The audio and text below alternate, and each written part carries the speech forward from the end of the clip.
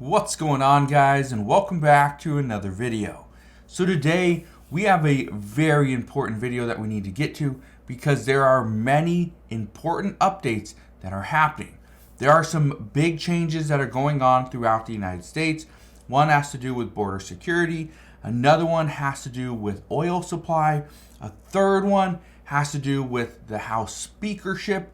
There's some major changes that are happening here. We're also going to dive into what is going on regarding a potential economic crash that could rival that of the 1930s. This is major news. I'm bringing this to you today, so if you want to know all the stuff that's happening that could potentially impact you and your wallet, make sure you watch this entire video. All I ask is if you can spend just 2 seconds, go ahead, hit that like button, and let's begin.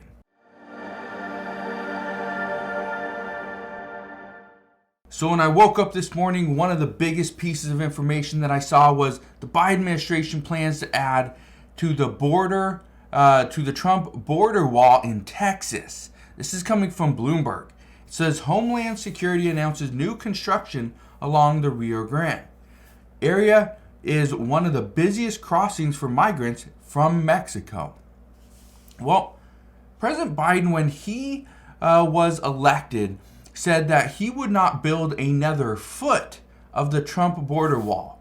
And now they're planning to add a whole section. It says right here, okay, the Biden administration plans to construct several more miles of border barriers along the Rio Grande River in Texas, one of the busiest spots for migrants coming from Mexico. In a public notice filed Wednesday, the Department of Homeland Security said it would waive environmental and tribal land protections to speed construction of the wall due to, and I quote, acute and immediate need. It says the Border Patrol accounted more than 245,000 people attempting to cross the border in the area during the 2023 fiscal year.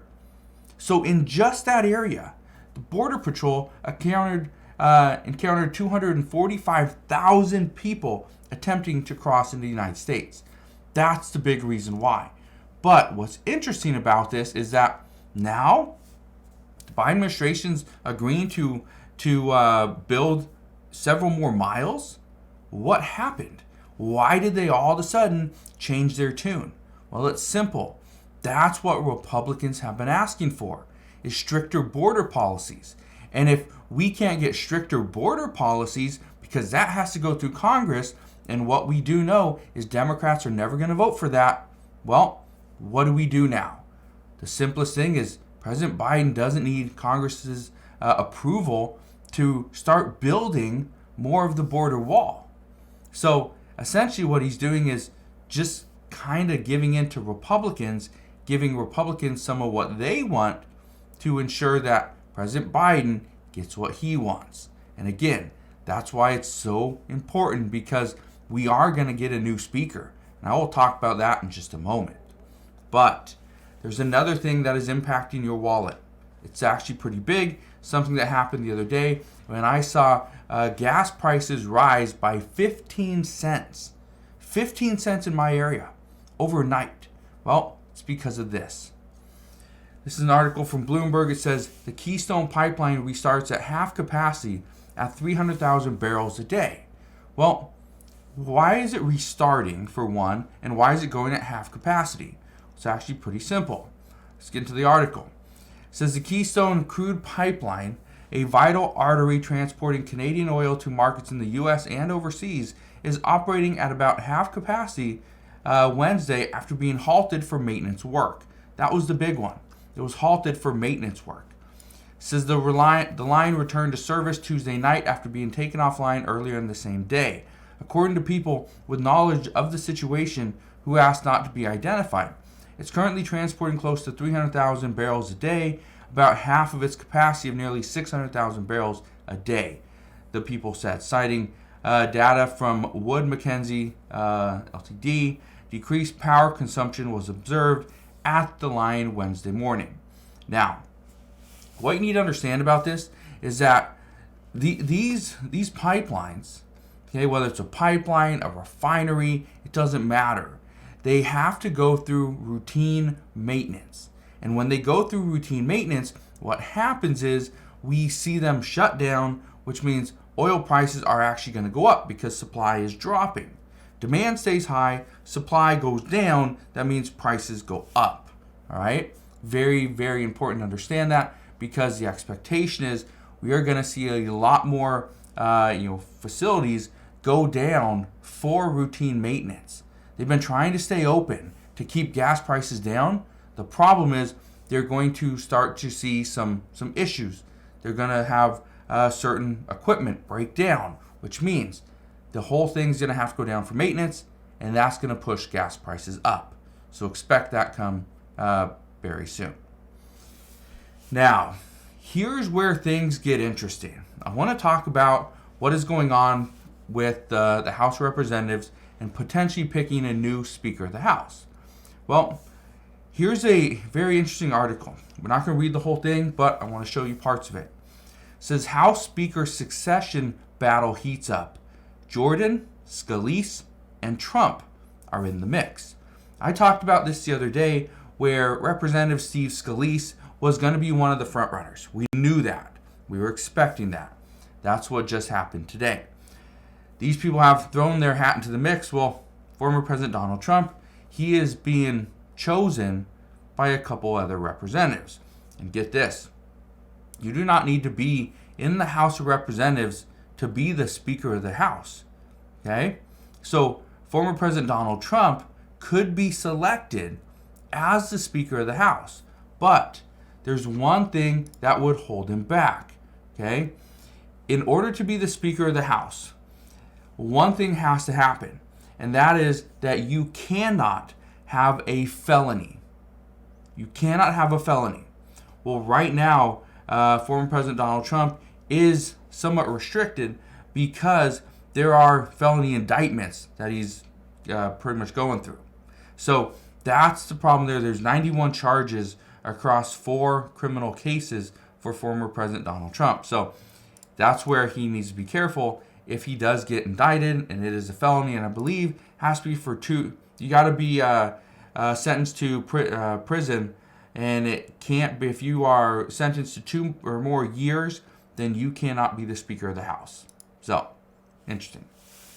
Now, let's get into this really quick. It says Republicans plan to hold a Speaker candidate forum next Tuesday. So that'll be Tuesday, October 10th. They plan on holding this forum.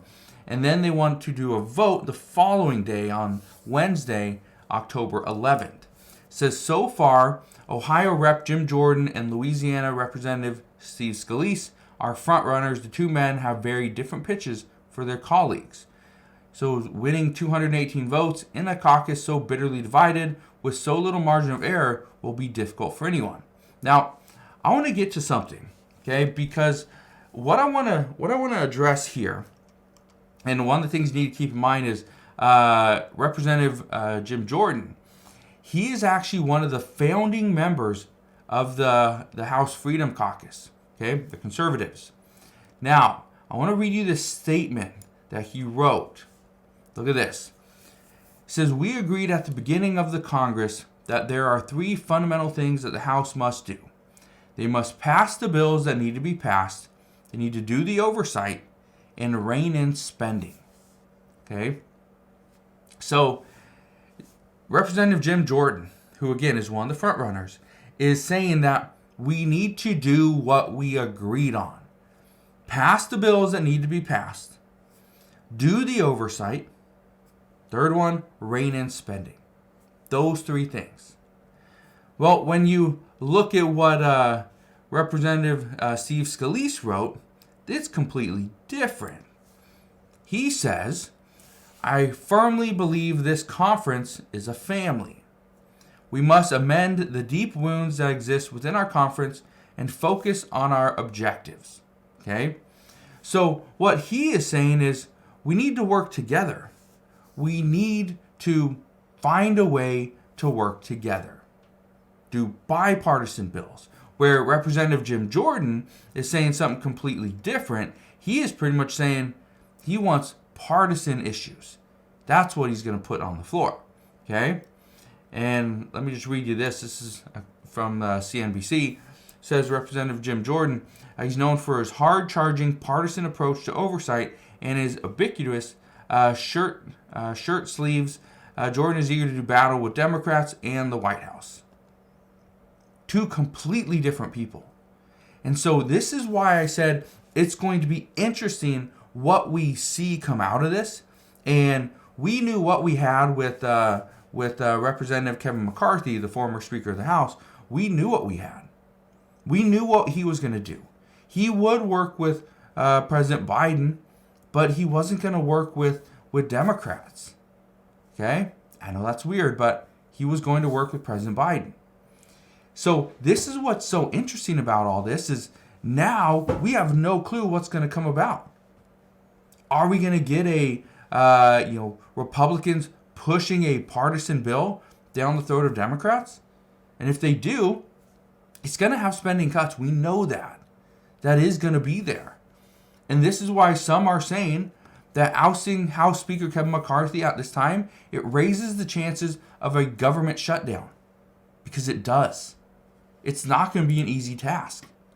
And I've been saying this before, that if we see the former Speaker Kevin McCarthy get ousted, the problem is the new person coming in could make it even harder to get a deal done. There could be even larger spending cuts. Because keep in mind, when former Speaker Kevin McCarthy and President Biden agreed to increase the debt ceiling, or suspend it in the case of which they did, what happened was the only reason it was suspended is because Republicans agreed that they would vote for it, but Democrats had to agree that we would not spend more than $1.59 trillion in this federal budget. Okay. Then, about a month later, maybe 3 weeks later, Republicans came out and said that they were proposing a bill for the government funding bill for fiscal year 2024, and it was going to be at $1.47 trillion. So $120 billion less than what Speaker Kevin McCarthy and President Biden agreed to. So that was where things started, and Republicans said, well, we said we would spend up to $1.59 trillion. Not that we were going to spend $1.59 trillion. That's where all the talks of spending cuts came in. So what's interesting about all this is there are more and more, reports, people are saying that we need to rein in spending. Okay? Because what's happening is we see the Federal Reserve continue to raise interest rates. They're pushing rates up. Okay? As they're pushing rates up, the government is still spending the same amount of money. We haven't really reined in spending, which when we were spending money and rates were low, that was fine. It wasn't going to be a big deal. We could easily pay that back. Now that rates are getting higher, okay, about 5.5%, that's where things are getting expensive. But I want to read you this, okay? I want to read you this thing from Fox Business. It says, new data reveals a crash not seen since the Great Depression could hit in 2024. Well, what exactly are they talking about? Well, what they're talking about is the money supply, okay? It says the latest economic data shows that the annual M2 money supply growth rate has been negative for the past 3 quarters, meaning the amount of money available is shrinking rapidly. Yeah, we don't have the money that we used to, okay? Now, I want to read you this part. It says the reduced availability of money caused by the Fed's policies and the Biden administration's inflationary spending has created a dire situation for American families. Increasingly, more people are eating into their savings and going into debt to cover basic living expenses like food, utilities, and housing. So, what's interesting about all this is now we are hitting numbers that we've never seen before. Okay, the M2 money supply, the growth rate has been negative for 3 consecutive quarters. That's troubling. Okay, now I want to show you this. says the U.S. economy is walking on thin ice. If prices and inflation don't come down soon, something that can only occur if Congress and the White House reduce spending, then the United States is soon going to find itself in yet another massive economic crisis. But again, what's going on right now? Well, Congress and the Biden administration are currently in the midst of a battle over spending. If a deal isn't completed soon, the government could shut down temporarily. Now is the time to reduce spending and bring fiscal sanity back to Washington, D.C. before it's too late. This is the thing that we've been discussing for a while. Are we going to see spending cuts? The problem with spending cuts is that certain agencies are not going to get the funding that they need to really build. Because we have seen, places like the IRS have been underfunded for years. Okay? Social Security Administration, again, underfunded for many years. And now the Biden administration is coming out and saying, we need to fund these agencies. We need to fund these programs. Because without additional funding, they're going to falter. Okay? They're going to struggle. Well, here's the thing. If we would have provided additional funding 2 years ago, we probably would have been okay. But to do it now, some are saying that this is insanity. There's no reason why we need to overfund these different programs. What we need to do is we need to cut spending. So, we're going to see what happens moving forward. But again, there's a lot of interesting things taking place right now. The Trump border wall being constructed for several more miles, and the Biden administration coming out and saying that, yep, they approve of this. That's interesting. Wonder why. Next one, Keystone Pipeline and all the potential maintenance that we're going to have, and not just on the Keystone Pipeline, on many different facilities. We're going to see this over the next few months. So again, be prepared to pay a little bit more in gas prices. And the third one, who's going to be the House Speaker? And if it is Representative Jim Jordan, is he really going to push for additional spending cuts? Or will it be Steve Scalise, and he's looking for more of a bipartisan approach to work with Democrats, work with Republicans? And if that happens, is he going to stay the Speaker of the House? Or are people like Representative Matt Gaetz not going to like what he does and try to get him out of office as well?